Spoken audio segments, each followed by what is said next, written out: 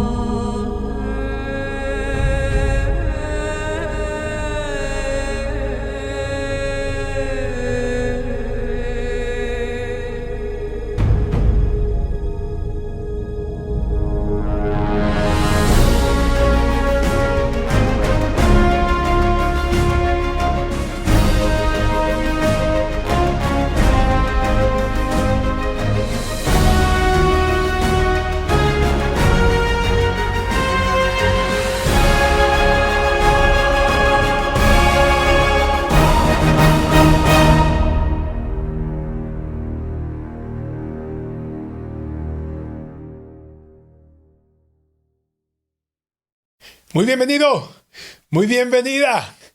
Estamos conociendo al Señor Jesucristo y lo estamos haciendo porque hemos entendido que mientras no lo conozcamos, nuestra fe no va a ser suficiente para que evitemos la destrucción. La Biblia dice que el pueblo de Dios fue destruido en el Antiguo Testamento porque le faltó el conocimiento de Dios. Ahora en el Nuevo Testamento no debemos permitir que nos falte el conocimiento de Dios porque aunque somos creyentes, muchos de nosotros no hemos conocido a Dios como debe de ser. En esa profundidad y en esa intimidad en la cual Jesucristo nos invita a cenar con Él. ¿Por qué a cenar con Él? Porque Él quiere que tengamos la misma experiencia que tuvieron sus discípulos cuando Él los invitó a cenar en esa última cena en donde Él estaba despidiéndose de ellos y entregando su cuerpo y su sangre para el perdón de los pecados. Entonces, muy importante es que entendamos que cuando Jesús nos está invitando a cenar, es porque Él quiere que le conozcamos. Él nos conoce muy bien, Él sabe cuántos cabellos tenemos, pero muchos de nosotros no le conocemos adecuadamente y debemos conocerle para evitar la destrucción. Cuando nosotros le conocemos, la medida de fe que tenemos cada uno de nosotros crecerá, porque habrá un entendimiento de su palabra, una revelación de su palabra, y entonces vendrá un incremento en la medida de la fe. Si nosotros incrementamos nuestra fe, estaremos teniendo prosperidad y victoria en todas las áreas de nuestra vida y estaremos evitando que esta tierra sea destruida y que la humanidad sea destruida. Así que cada uno, poniendo su granito de arena, estaremos teniendo esa fe tan grande que mueve las montañas y que puede hacer que se revierta el daño que se ha hecho al planeta y el daño que se ha hecho moralmente, emocionalmente a la humanidad. Entonces, empecemos, porque ahora lo que vamos a entender es el significado de la copa de vino que tomó Jesús con sus discípulos en la última cena. Hemos visto que el pan es el alimento espiritual y el pan es Jesús y Jesús es el verbo y el verbo es la palabra hecha carne. Así que la palabra de Jesús es el pan. Por eso Él dijo, coman de esta carne para que nunca jamás vuelvan a tener hambre. Así que comer de la carne, que es el cuerpo de Jesús, es comer de la palabra de Dios. Rumiar la palabra de Dios, como las reses cuando están rumiando el pasto o el zacate que comen, están masticándolo y masticándolo y masticándolo. Así nosotros debemos masticar la palabra de Dios, escudriñarla, analizarla, profundizar, obtener revelación del Espíritu Santo, y eso es comer la carne de Cristo.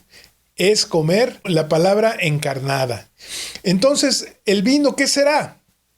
Bueno, el vino es la sangre de Cristo y la sangre de Cristo tiene un significado muy profundo y muy extenso y tardaríamos mucho en explicar todo acerca de la sangre de Cristo, pero vamos a tratar de entender lo que es más importante y lo que Jesús quiere que entendamos en esta cena que estamos teniendo con Él.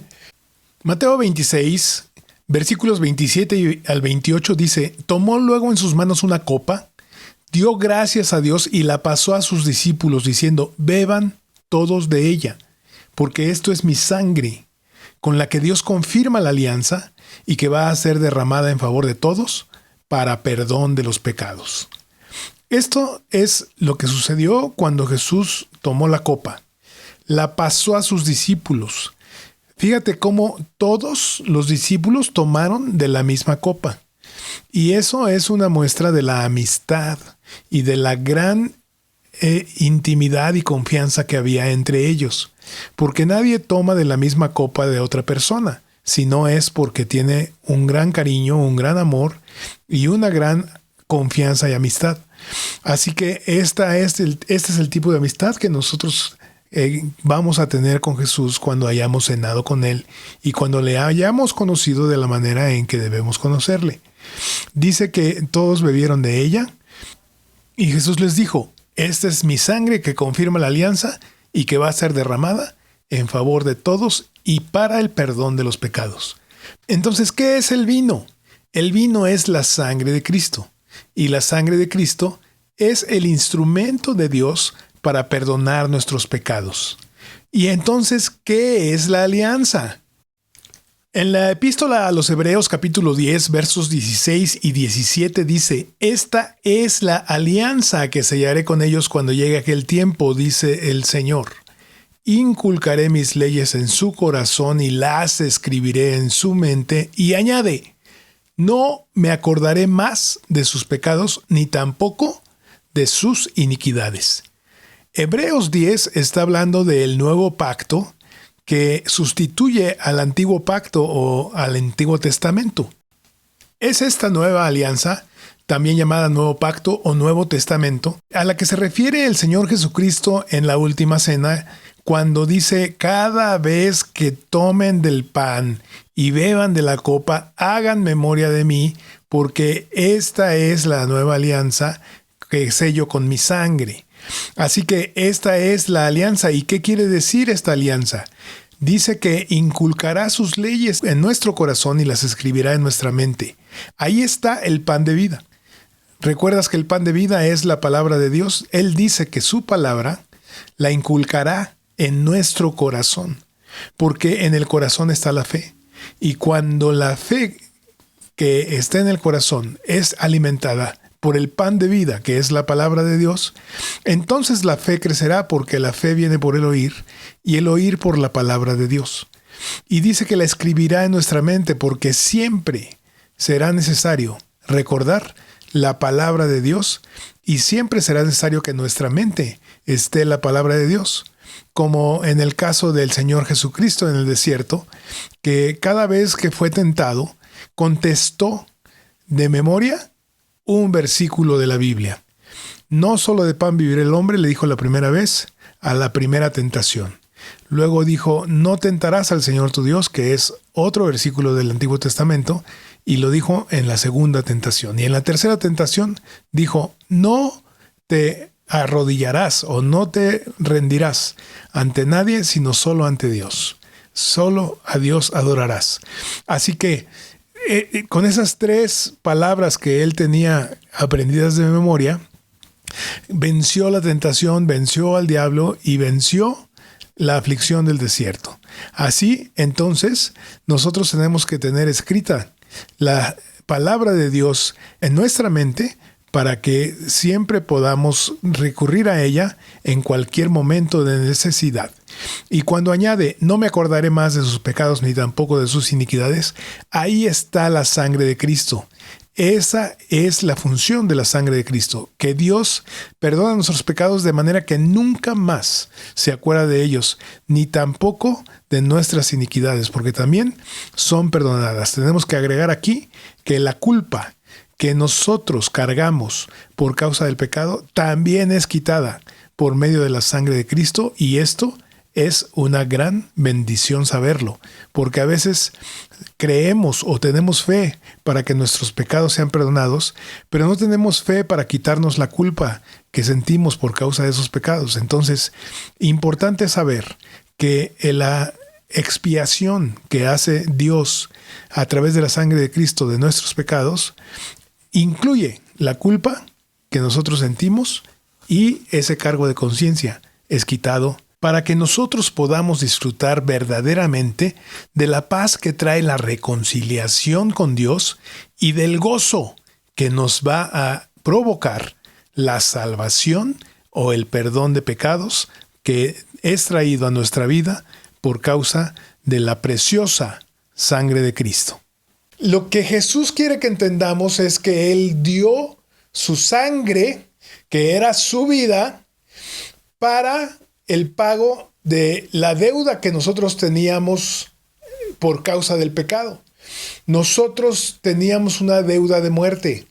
La paga del pecado es la muerte y nosotros habíamos pecado y merecíamos morir, pero lo que hizo Jesús fue morir en lugar de nosotros. Y la sangre que Jesús derramó, la derramó en lugar de nuestra sangre.